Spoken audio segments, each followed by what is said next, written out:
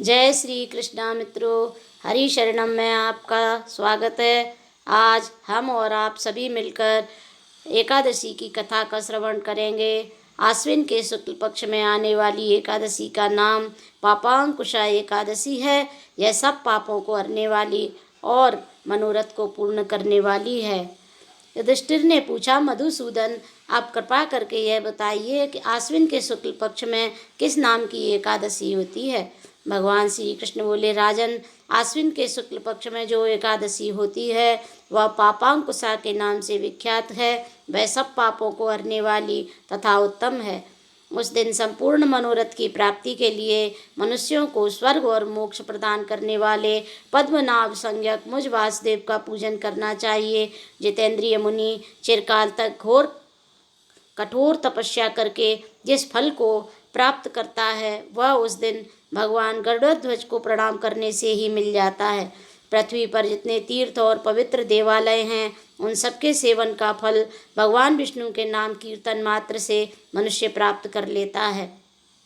जो सारंग धनुष धारण करने वाले सर्वव्यापक भगवान जनार्दन की शरण में जाते हैं उन्हें कभी यमलोक की यातना नहीं भोगनी पड़ती।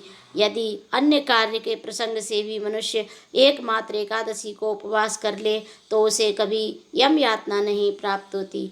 जो पुरुष विष्णु भक्त होकर भगवान शिव की निंदा करता है वह भगवान विष्णु के लोक में स्थान नहीं पाता, उसे निश्चय ही नरक में गिरना पड़ता है।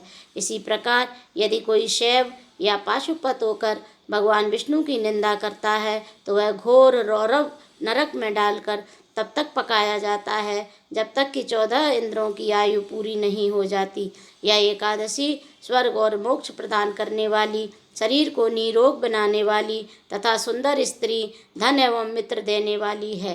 राजन, एकादशी को दिन में उपवास और रात्रि में जागरण करने से अनायास ही विष्णु धाम की प्राप्ति हो जाती है। राजेंद्र, वह पुरुष मातृ पक्ष की 10, पिता के पक्ष की 10 तथा स्त्री के पक्ष की भी 10 पीढ़ियों का उद्धार कर देता है।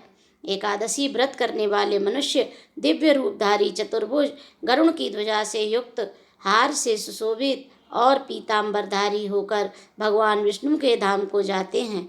आश्विन के शुक्ल पक्ष में पापांकुशा का व्रत करने मात्र से ही मानव सब पापों से मुक्त हो श्री हरि के लोक में जाते हैं। जो पुरुष स्वर्ण, तिल, भूमि, गौ, अन्न, जल, जूते और छाते का दान करता है वह कभी यमराज को नहीं देखता। नरश्रेष्ठ, दरिद्र पुरुष को भी चाहिए कि वह यथाशक्ति स्नान दान आदि क्रिया करके अपने प्रत्येक दिन को सफल बनावे। जो होम, स्नान, जप, ध्यान और यज्ञ आदि पुण्य कर्म करने वाले हैं उन्हें भयंकर यम यातना नहीं देखनी पड़ती। लोक में जो मानव दीर्घायु, धनाढ्य, कुलीन और निरोग देखे जाते हैं वह पहले के पुण्यात्मा हैं। पुण्यकर्ता पुरुष ऐसे ही देखे जाते हैं। इस विषय में अधिक कहने से क्या लाभ। मनुष्य पाप से दुर्गति में पड़ते हैं और धर्म से स्वर्ग में जाते हैं।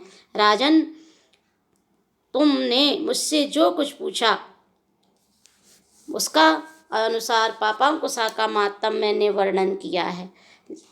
एकादशी का मातम सुनने से मनुष्य को बहुत पुण्य की प्राप्ति होती है। एकादशी का व्रत अवश्य करना चाहिए। जय श्री कृष्णा मित्रों।